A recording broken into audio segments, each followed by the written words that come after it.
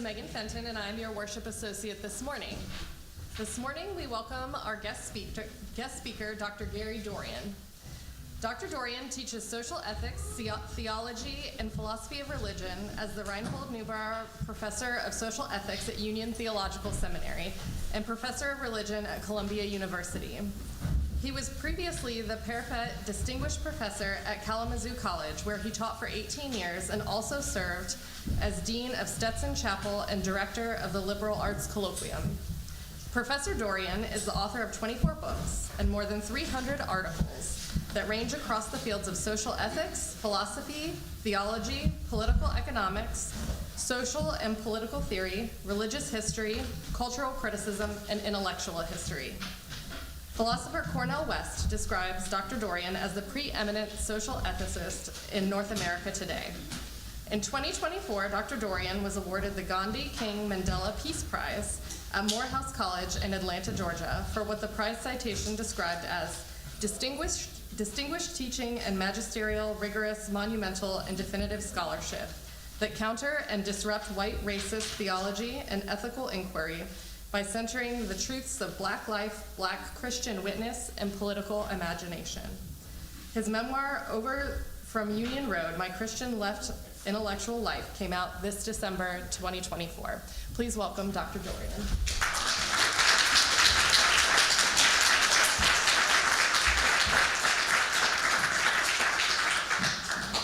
Now join us in singing our song of gathering. It's going to be number 38, Morning Has Broken, in your gray hymnal.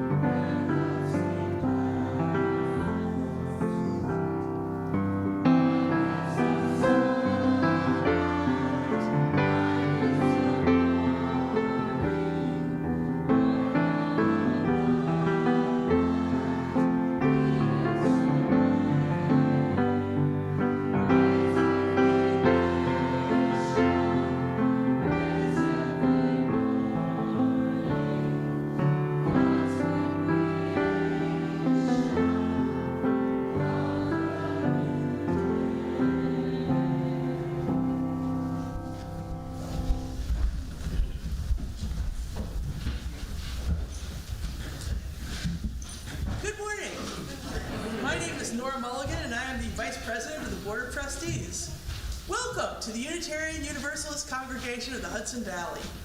Whether you've been with this congregation a decade or more, or this is your first time visiting us, we welcome you. Whatever the faith and traditions of your past, we welcome you. Whatever your theological stance, we welcome you. Whoever you are and whomever you love, we welcome you. Whatever your heritage, we welcome you. We respectfully acknowledge the territory on which our church building sits as the ancestral homelands of the Munsee, Lenape, and Wappinger people. I got 5 announcements.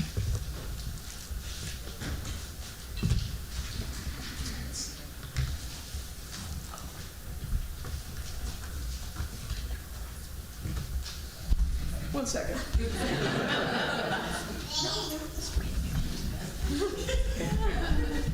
I brought announcements. They're here. We have a few announcements. We are getting them. Yeah, talk about don't talk about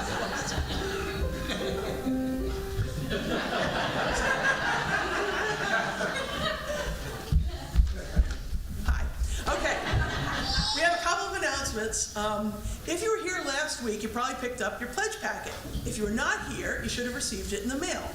Please make a pledge for next year on the pledge card and either mail it back or deposit it in the collection plate during the offertory. The pledge drive ends on April 6th. The pledge drive team and the board, thank you.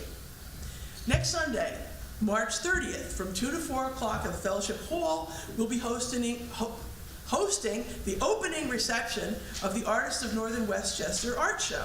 Everyone is invited. Besides enjoying the wonderful artwork, we benefit because UUCHV receives a portion of the proceeds when any of the pieces are bought during the 4 weeks when the show is going on. In the e-news this week, there was a link to Casey's Shine On podcast interviewing Margie Kemper about Fourth Fridays. We encourage everyone to listen to it. Fourth Fridays, which is sponsored by UUCHV's Inclusivity Team, has the power to be life-changing for our youth, their friends, families, and communities. For the most up-to-date information on these topics and others, please refer to our weekly e-newsletter and check our website frequently. And please join us for conversation after the service. If you're present in the sanctuary, please join us for coffee and conversation in Fellowship Hall. If you're watching the live stream, the link for our Zoom coffee hour can be found in the Saturday reminder in your your email.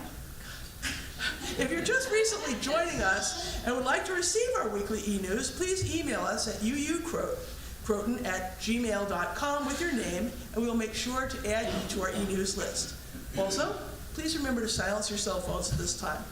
Once again, we welcome you to the Unitarian Universalist Congregation of the Hudson Valley.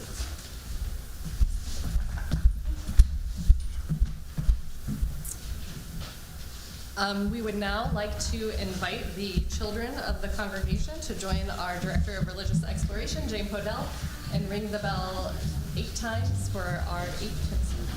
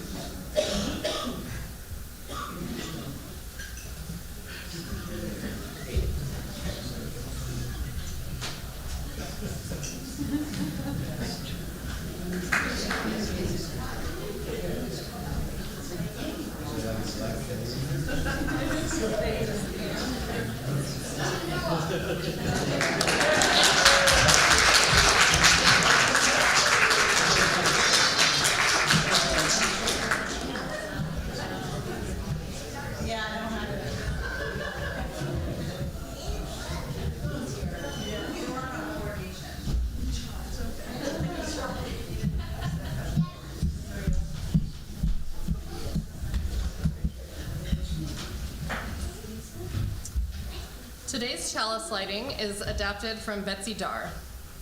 May the light of this chalice give light and warmth to our community when we are joyful and when we despair, and may we feel the warmth spread from our circle to wider and wider circles until all know they belong to one circle of life. Now please join me in reciting our unison affirmation. The words are in your order of service. Inspired by love, our mission is to seek our true nature, connect deeply and openly, and act for justice. We are now blessed this morning to have the choir joining us, and they are going to come up and share a piece with us.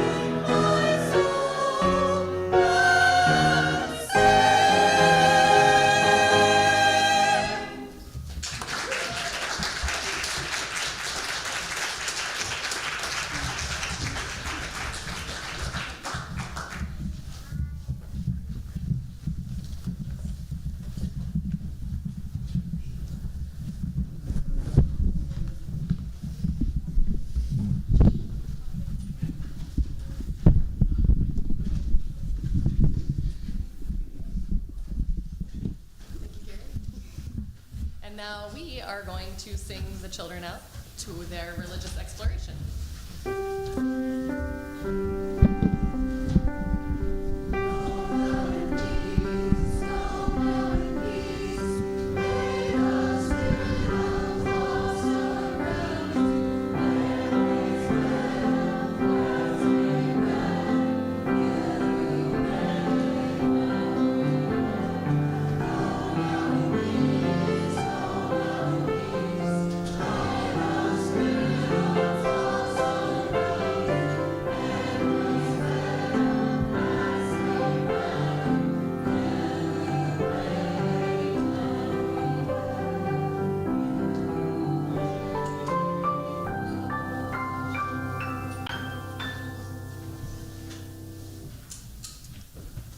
I believe Megan and Yaya are now going to have a few words for us.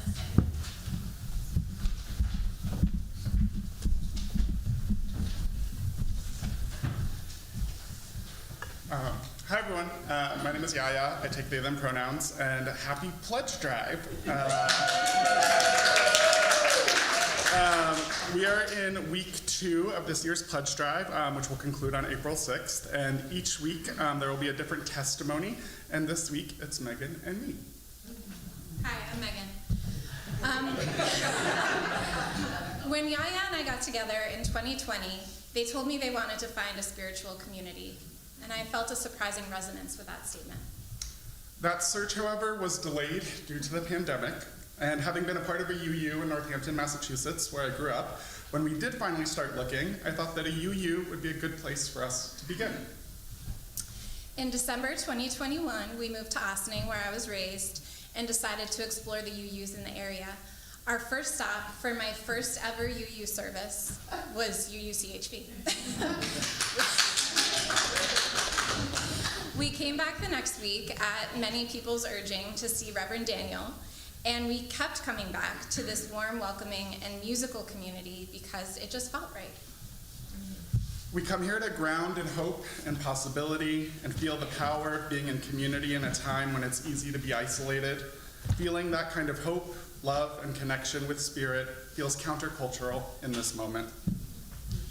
We love the way that this building with a storied history holds this community today. We love how immediately we felt like a part of the congregation before joining as members and even before doing UU 101. We love the intergenerational nature of this space. And while we had no idea when we started coming, we love that my grandparents, Helen and Winfield Huppick, were members here more than 20 years ago.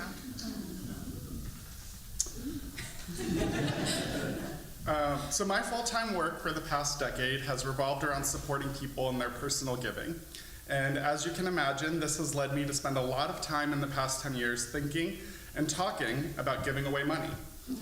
When Megan and I joined our finances, she graciously agreed to adopt my existing giving practice, giving 5 to 10% of our income to causes that are meaningful to us. We were already doing this for a couple of years before last year's pledge drive. Okay, we wrote this together, and it doesn't say graciously. I enthusiastically accepted it. I would have edited that out. We're delighted to have joined UUCHV this past November, and if you're doing the math, you're right. That means that during the 24-25 pledge drive, we were friends of UUCHV. When we picked up our pledge packet, we dug into the materials with enthusiasm. We reviewed the UUA Fair Share Contribution Guide, which you will also find in your packets.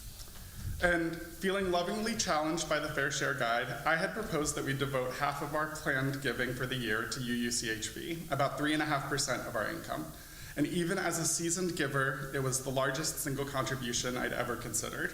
It felt like the right thing to do, to invest in the place that nourishes us and to do our part to support the congregation to be able to grow its offerings. So when Yaya suggested our ultimate pledge amount, I was like, what?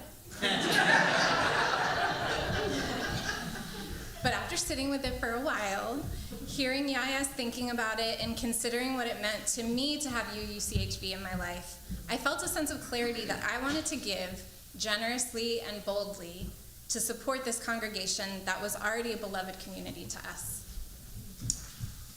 As you will also see in your pledge packet, more than 80% of our budget comes from pledges. And these pledges are what allow the board to build our budget and strategically invest in how this congregation grows. We'd love for UUCHV to be in a position to consider providing raises to staff, holding adult religious exploration programs, hiring new staff like a choir director or a sexton to support building and grounds maintenance. None of these are guaranteed, of course, but with a strong pledge drive, more becomes possible. Okay, so now we're gonna do an activity together. Right, all you have to do is just stay in your seats and listen. I invite you all to consider making a personally meaningful gift during this pledge drive. A personally meaningful gift is a stretch that doesn't break you or other commitments that you have, and is something you'll feel really proud of when you look back on it. So I invite all of you to join me in thinking about what that gift might be for a moment. If it helps, you can close your eyes. Can you give $200? If so, then please give $200. Now think of numbers growing incrementally higher. 1,000, 3,000, 10,000. Wherever you went, nope. Walk it back to the highest number below it, where that nope starts becoming a maybe. That's the amount we invite you to give during this pledge drive. And we know that many of you may have to talk with your spouse or family before making a decision, or perhaps you have to sit with that maybe a little bit longer. But no matter where you land, we hope that you'll join us in powerfully resourcing this beloved community. So if you are a member, as Nora just said, I think you will have either picked up your packet last week or it will have been mailed to you. If you are a friend and you need a packet, we have them for you. And we're available after the service and really anytime to answer your questions along with Christine and Matt Clayton, who are on the Pledge Drive Committee with us this year. That's it.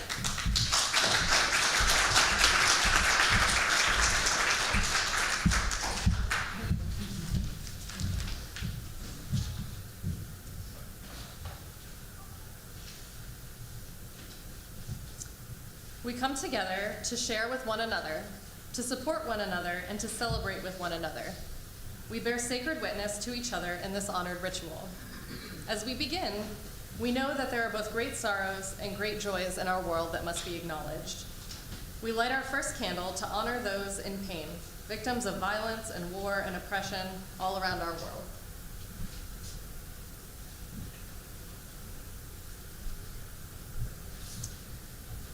We light a second candle because we understand that amidst all of that pain, there's also celebration and joy in our world.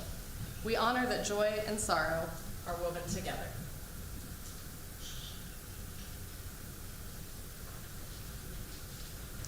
For some of us here today, this has been a week of life-changing joy that needs to be lifted up in this worship. For others, it has been a time of deep pain and sorrow that needs to be shared to make the burden lighter.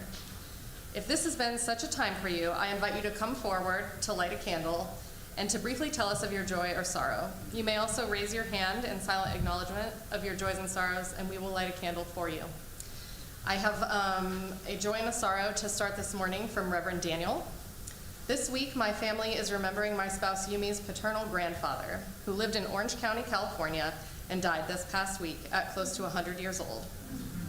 He lived a long, difficult, resilient life.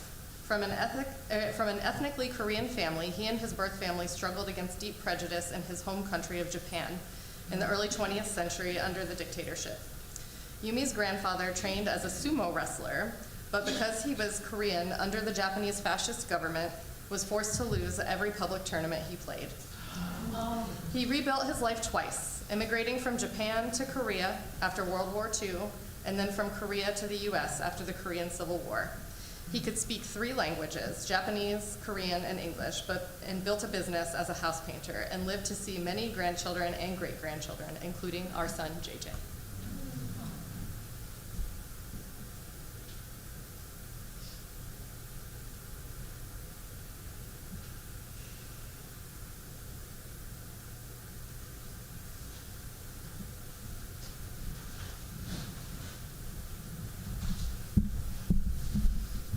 Hi, I'm Margie Kemper. My pronouns are she, her, and I have two joys. The first is that 5 of us went to PrideWorks this week, Allie, Sherry, Birgit, Michael, and I, and supported 485 teenagers who came to a conference for LGBTQIA youth. That was a wonderful experience. And also this week, I told you last week we were a finalist for a big prize. We won. So Fourth Fridays received recognition and compensation from the Bill Lair Show, and it's on New York Public Radio, and we were interviewed there, and we were one of 3 organizations honored for supporting trans youth. So go Fourth Fridays. Yeah.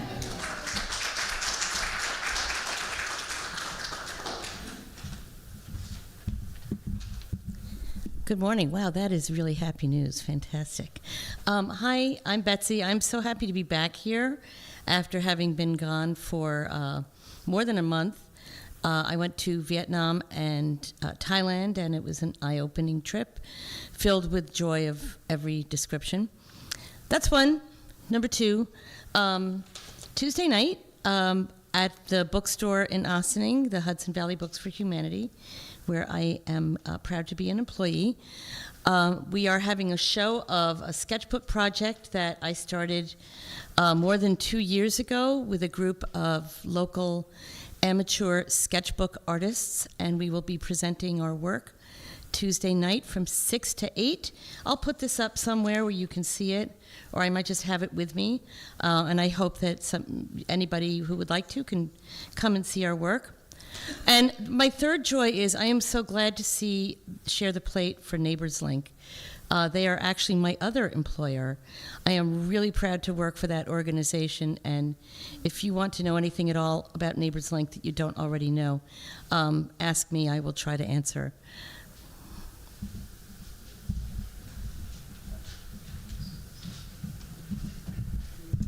Hello, my name is Sherry. My pronouns are she, her. I have a joy. We have designated lines in our parking lot, so where we know where to park, thanks to Bob Hudson.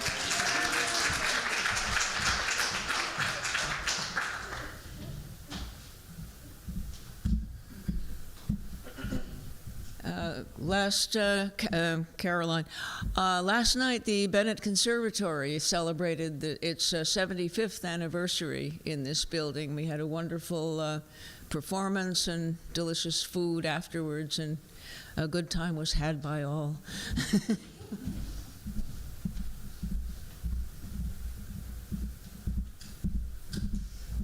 Hi, I'm Blake. Just asking for a little bit of your care. My heart's a little tender right now.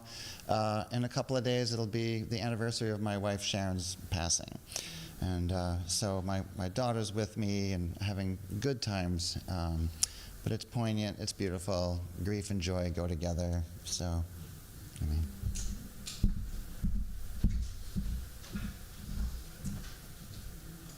We light one more candle for those joys and sorrows that remain unexpressed, and for all those outside our walls who are still searching for a place to bring the wholeness of their lives and be received with love.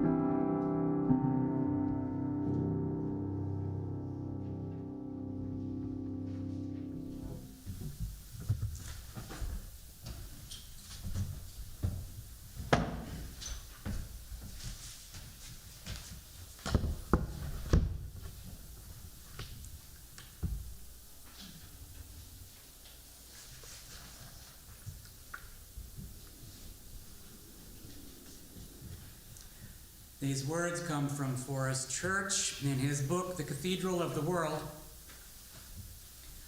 One of Ralph Waldo Emerson's tough-minded critics, the philosopher George Santayana, dismissed the sentimentality of transcendentalism. With a tin ear for Emerson's brand of sacred music, Santayana puzzled over his appeal. The man had no doctrine. The deeper that Emerson got into something, the vaguer and more metaphorical he became. Santayana asked, did he know what he meant by spirit or the oversoul? Could he say what he meant by the terms nature, law, God, benefit, beauty? He could not. Santayana is right. Mythic and parabolic language is imprecise. All Emerson could do was mirror his awe and humility in childlike reverence for the creation and his small yet consciousness-charged place in it. Santayana was at home in his books and nothing if not confident in his aesthetic doctrine. Emerson, like Margaret Fuller, was at home in the universe because the universal God dwelt in his mind and heart. That ends the reading. Now please join us and rise and body our spirit in singing hymn number 21 in the Gray Hymnal, For the Beauty of the Earth.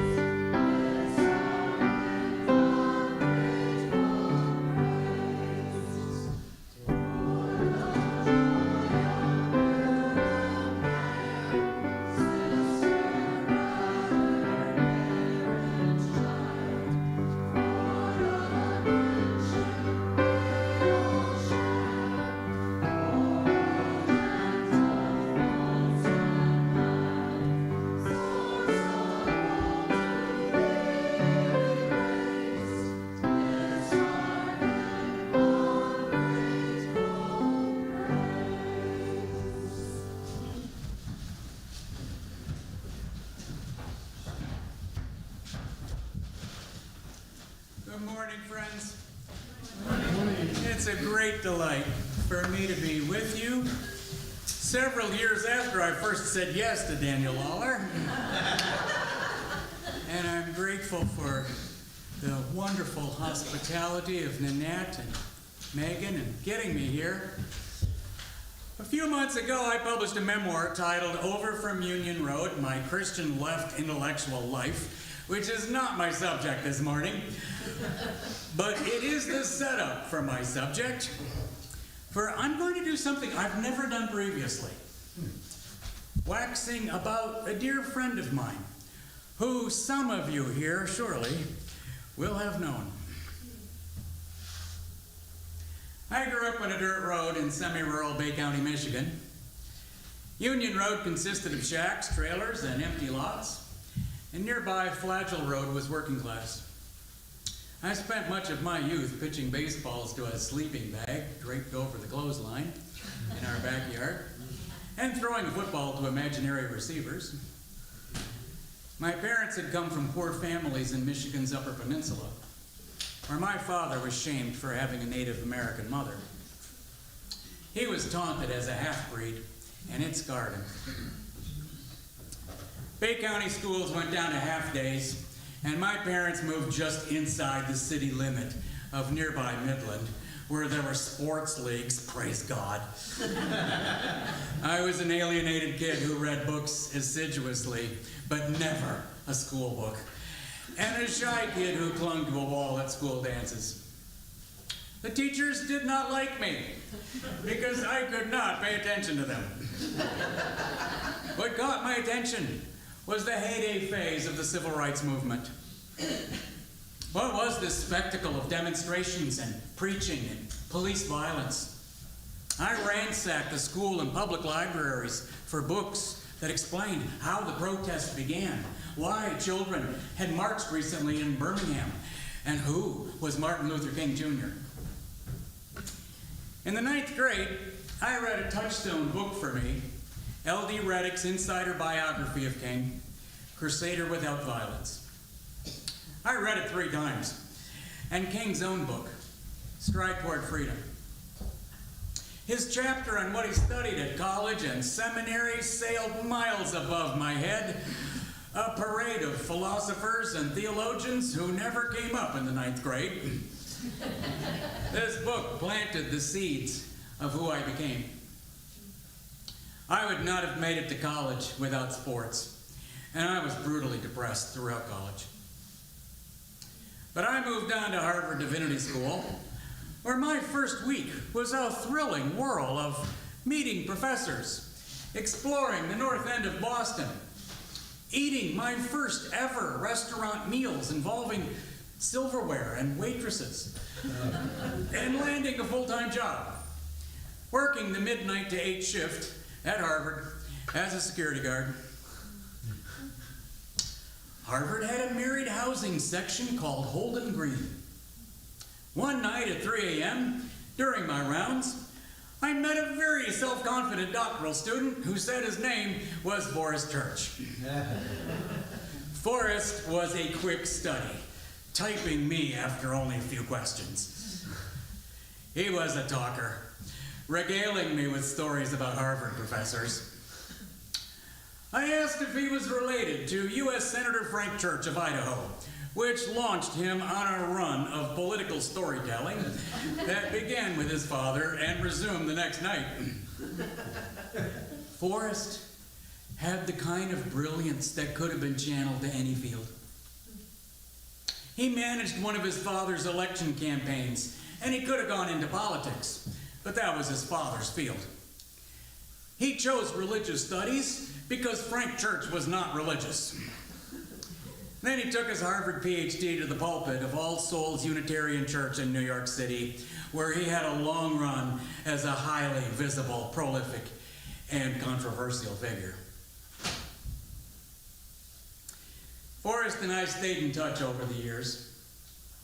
In 2005, I moved to New York to teach at Union Theological Seminary and Columbia University, and Forrest swept me into his life. "This is going to be great," he said. It was great until the following year, when he received his first death sentence on a Saturday. The next day, I spoke at his congregation, and we went to his apartment afterward. I was shaken with sadness. For 10 years, my beloved wife, Brenda, had been slowly tortured to death by cancer, so I hurtled straight to the trauma zone, too familiar with what was coming. Forrest would have none of it. He was fond of saying that he was born sunny side up. So even on this terrible day, he did not allow his loved ones to be mournful. "Gary," he said, "I've passed straight to acceptance. Denial, anger, bargaining, depression, I don't need any of that. All I need is to live in the moment and feel the love of my loved ones." He had one request, however. Would I be willing to change my lecture subject for the following week at his church?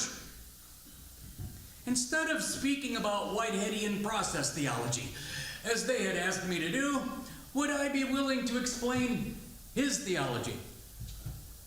It bothered him that many of his congregants did not recognize that he had a theology. Moreover, some who did perceive it held it against him. In both cases, being a UU and being averse to theology went together. I gave the talk that Forrest requested, and the following week, he was offered a last resort, which he took. A surgical option that removed his esophagus. He had a voice in his last 3 years because they literally hooked up his vocal cords to his stomach. He called it a stomophagus. The surgery worked. Forrest retired from ministry, and he began to write a projected trilogy on the church and state issue in U.S. American history. Volume 1 dealt with the first 5 presidents. Volume 2 would take the story through Abraham Lincoln. Volume 3 would finish the story. Volume 1, titled "So Help Me God," was wonderful. Clear, brisk, and shimmering, yet layered with subtle distinctions and ironic twists and turns. It unfolded in 5 acts. 1, was the new republic to be a Christian commonwealth? 2, American Federalists versus Jeffersonian Democratic Republicans. 3, more on part 2, featuring John Adams versus Thomas Jefferson. 4, James Madison defending Jefferson's Empire of Liberty. 5, the Latter-day Puritans give up on Christian government, settling for e pluribus unum. Forrest loved to tell this story. He said to me, "I'm like a kid in a sandbox, playing with his friends all day long." He was deeply immersed in the research for Volume 2 when he received his second death sentence in February 2008. The cancer had returned. He allowed himself a moment of regret, gave away his research library, and switched to a different subject, the one that pervaded his preaching: love and death. Forrest had grown up with no religion, but when he was 10 years old, his father gave him a Jefferson Bible, which Senator Church had received as an election gift. There isn't much in a Jefferson Bible. Jefferson cut out the parts he didn't like or couldn't believe. He also separated the teachings of Jesus from the teachings about Jesus, an idea that Forrest liked very much. Frank Church had died at 59, and Forrest was deeply marked by his father's struggle for life. He often preached about living and dying because he said, this is what religion is about. It's a human response to the reality of being alive and having to die. The inevitability of death gives meaning to human loving. The more love that human beings find and give, the more they risk losing. That was his baseline. In his last years, Forrest added a triplet to it. Some of you may have heard it. Want what you have, do what you can, be who you are. Forrest was one of the great talkers. Hours flew by in his presence as he told stories and analyzed yours. He was not really empathic, but he ministered to people with ease and joy because he just loved it. He had a generous spirit. He delighted in conversation, and he enjoyed finding out what was going on with you. He probed for the issue in your life, and he had a rare gift for finding the right word. He knew it was a gift, and he counted on it. Throughout his life, Forrest talked his way through things and out of things. He treated his impending death the same way until his family grew very tired of it. Forrest wanted his grieving spouse and sons and daughters to be happy, but they were not going to be happy. Belatedly, he relented, pulling back, letting them carry on. Life became timeless for Forrest. It felt like suspended animation.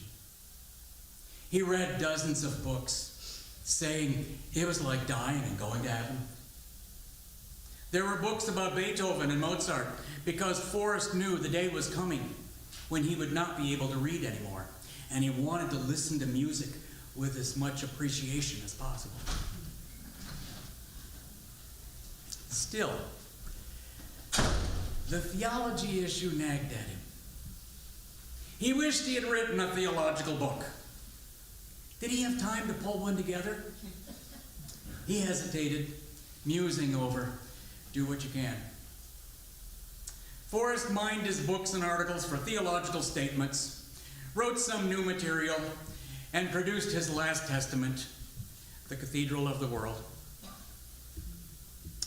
This metaphor was the fruit of his theological turn in the late 1980s, when he was saved by love. There were 3 turning points in Forrest's life after he graduated from Harvard, occurrences that gave him a life he had not expected. The big one, number 3, was in 1992, when he married Carolyn Buck Luce. The second one occurred in 1988, when he changed his mind about God and the kind of religion he espoused. The first one occurred in 1978, when he landed the senior minister position at All Souls Church, straight out of graduate school. All Souls Church was still prestigious at the time, but declining drastically in membership and attendance. Sometimes they had 50 people on a Sunday.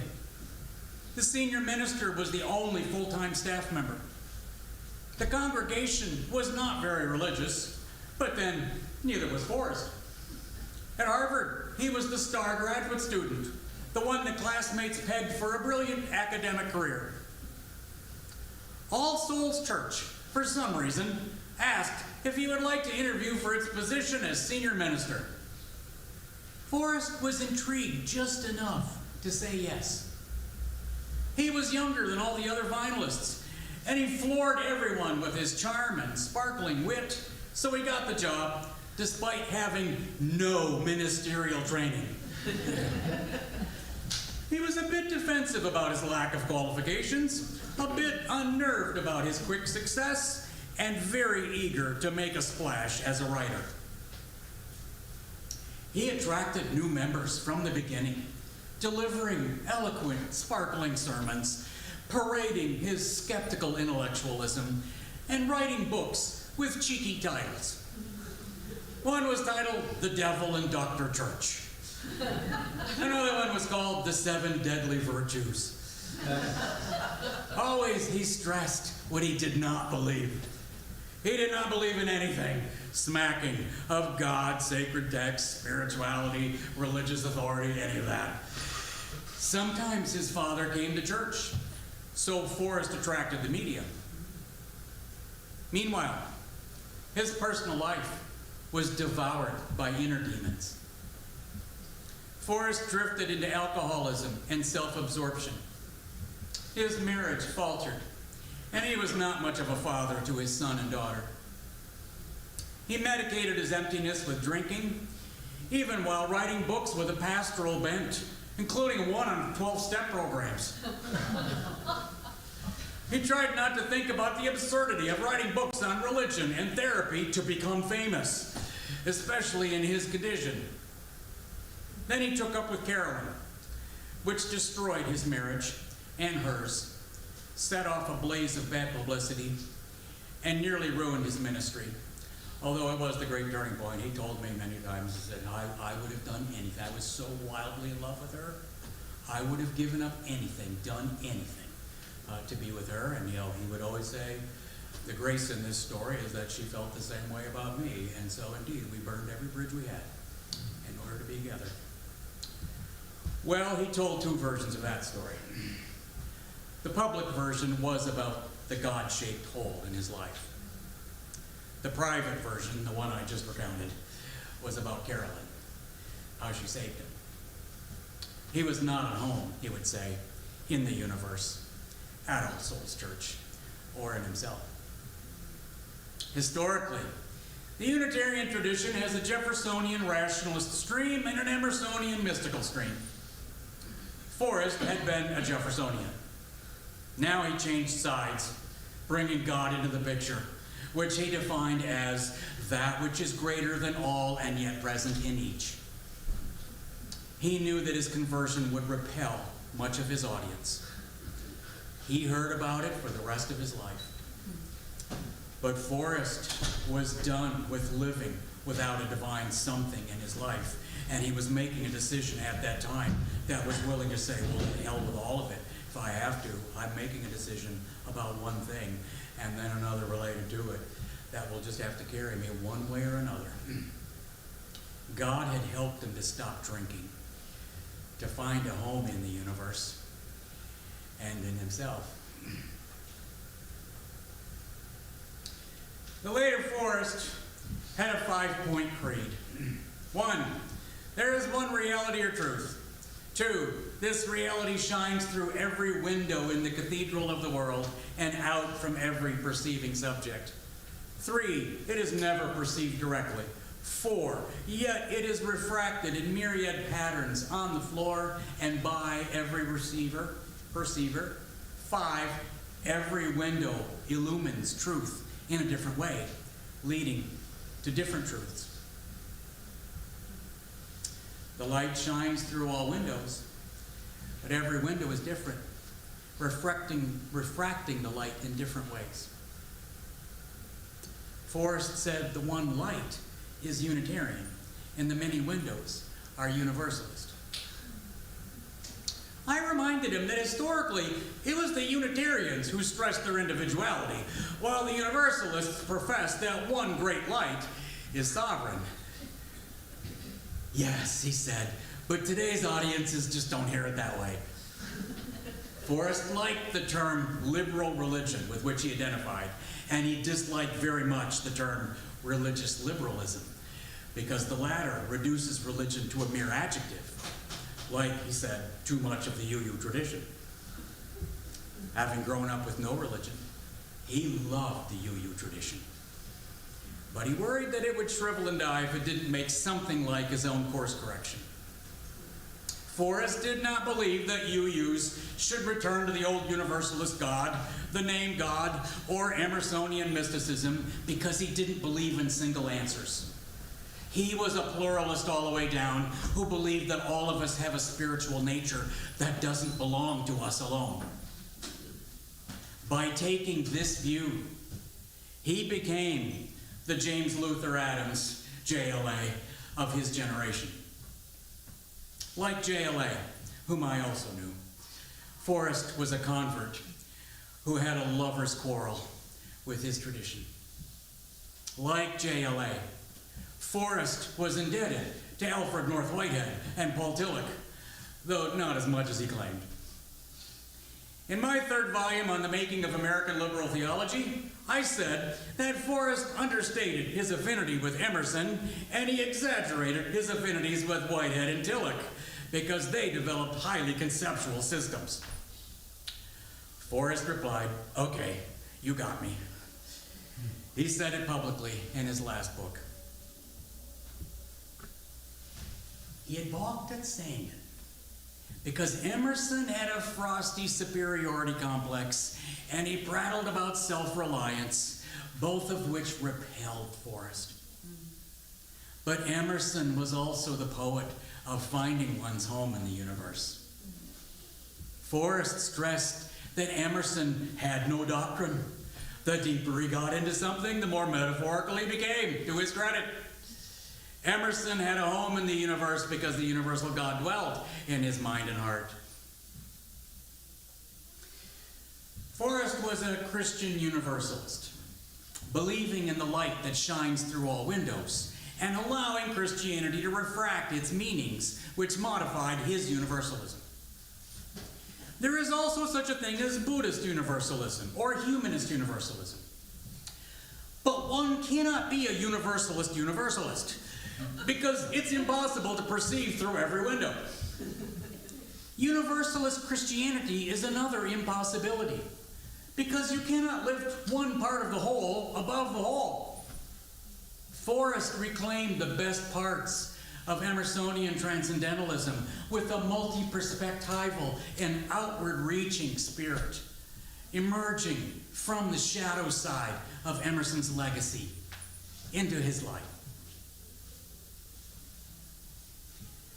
At the end of his life, Forrest was writing another book, which he would have titled Overtime. He had begun his career by aspiring to be seen. Then he became the kind of minister who seeks to be seen through, like a window. Thus he grew in serenity as he conveyed to others the mystery of light in the mystery of life. Thank you, friends.